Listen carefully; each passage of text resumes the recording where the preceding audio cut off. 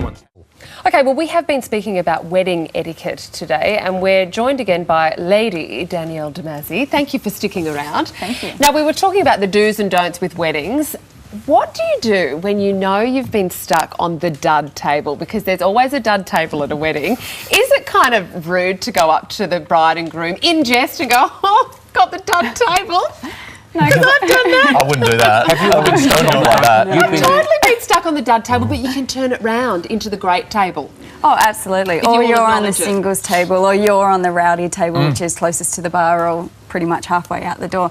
There's nothing you can do. It's like I said, unless your name is the bride or the groom, it's not your wedding. So you need to go along with whatever their vision is. I always feel like there should be a little disclaimer at the bottom of invites that says, please understand that this is my wedding and not yours. So you've had your chance. Oh, that sounds a bit rude though. It does, doesn't it? It's auxiliary. Okay, well maybe the brides, this is a community service announcements, the brides could send out a link to this video and just say, just watch this. Because I feel like if someone's put you on a certain table, or they've asked for your children not to attend, or your new partner not to attend and so forth, that's their prerogative and they have a vision for that. So switching names is a no-no? I've done that. Oh, really? No, wait, can we cut that? I haven't done that.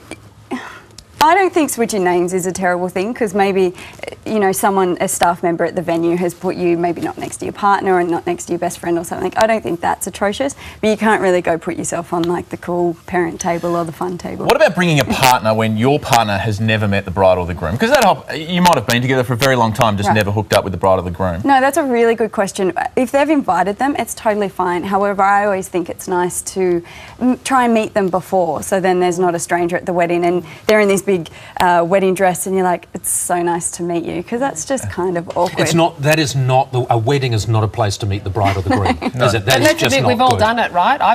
Unless it's an arranged wedding.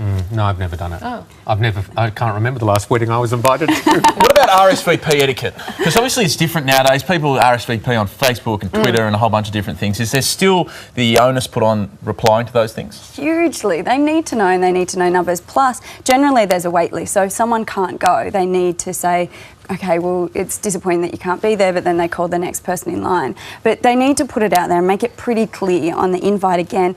I think it all comes back to communication, like I said last time. Go back to the grassroots, and the communication starts at the bride and groom.